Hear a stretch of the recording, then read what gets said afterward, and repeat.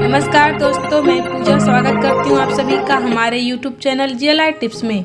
दोस्तों, आज हम सब जानेंगे कि भगवान कल्कि किन मंत्रों का उपचार करते हैं और उनका जीवन वास्तव में कैसा होगा और सही मायने में उन्हें शिक्षा देने वाला गुरु कौन होगा। दोस्तों, ये वीडियो किसी नेट से नई वास्तविक बातों को बताने जा रहा है। आपसे निवेदन है, कृपया इस वीडियो को अंत तक जरूर देखना। दोस्तों, भगवान कल्कि इस मंत्र का जाप करते हैं, हरे कृष्ण कृष्ण कृष्ण हरे हरे, हरे राम राम राम हरे हरे। इसी मंत्र जाप का उच्चारण करते हैं भगवान कल्कि।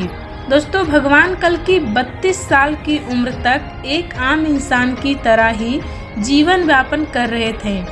आम इंसान की तरह ही श्रीमद् भागवत गीता की पाठ पढ़ते हैं और रामायण काल से जुड़ी हर जानकारी को भी पढ़ते रहते हैं। भगवान कल्कि का जन्म पश्चिम बंगाल में हुआ है।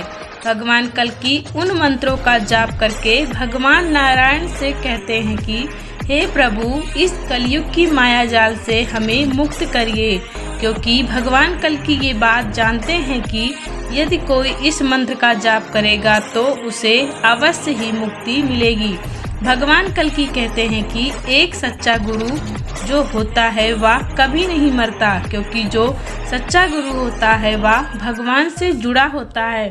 भगवान कल्कि कहते हैं कि निस्वार्थ भाव से भगवान की पूजा करेंगे तो ही आपको भगवान का साथ मिल सकता है, 2 पल की भक्ति से नहीं।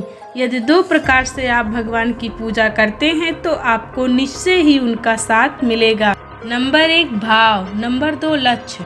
दोस्तों, कहा जाता है कि यदि पूजा में भाव ना हो तो भगवान कभी खुश नहीं होते। और दूसरा लक्ष्य, हर कार्य में एक लक्ष्य जरूर होना चाहिए, क्योंकि यदि लक्ष्य में ना हो तो ये बात कैसे पता चलेगा कि भगवान आपके साथ हैं। कल्कि जब 32 साल के थे तो अपने परिवार वालों के साथ नहीं रहते थे।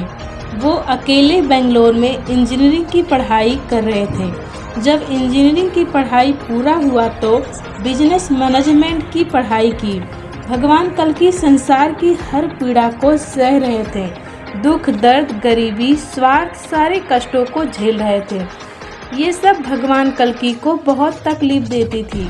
जब भगवान कल्कि ने श्रीमद् भागवत गीता में अवतार लेने वाली पाठ को पढ़ा तो उन्हें इस बात का आभास हुआ कि जैसे मैंने साक्षात किसी भगवान का स्मरण कर लिया हो। भगवान कल्कि भगवान श्री कृष्ण से बहुत प्रेम करते थे।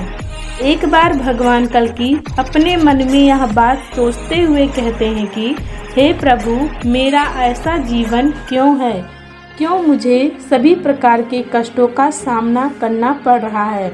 इसमें मैं आपको पूजा अर्चना भी ठीक प्रकार से नहीं कर पा रहा। मैं आपका कथा दिन रात सुनना चाहता हूँ।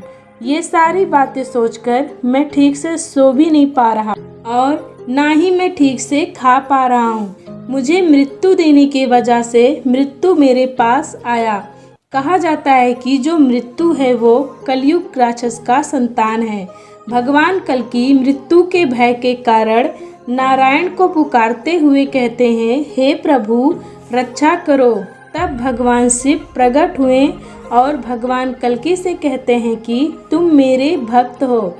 इतना कहकर वो भगवान कल्कि के शरीर में समावेश हो गए और तब उन्होंने मृत्यु को बहुत ही आसानी से हरा दिया। श्रीमद् भागवत कथा के अनुसार अधर्म के वंश में कली राक्षस और मृत्यु का जन्म हुआ था। भगवान कल्कि को ये बात जानकर बहुत ही आश्चर्य हुआ कि जब भगवान शंकर बाहर से रक्षा कर सकते थे तो उन्हें मुझ में समाहित होने की क्या आवश्यकता पड़ी?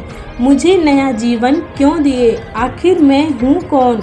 मेरा क्या कार्य है? उन्हें किसी भी प्रश्नों का उत्तर नहीं पता था। फिर एक बार नारायण श्री हरि उनके शरीर में प्रवेश किए और 3 बार कहा, जय जय श्री राधे, जय जय श्री राधे, जय जय श्री राधे। फिर उनका पूरा शरीर बोल उठा, जय श्री हरि। तब भगवान कल्कि को इस बात का आभास हुआ कि कलयुग में श्री कृष्ण का अवतार हुआ है। लेकिन उन्हें इस बात का पता नहीं था कि वो स्वयं श्री कृष्ण के अवतार हैं।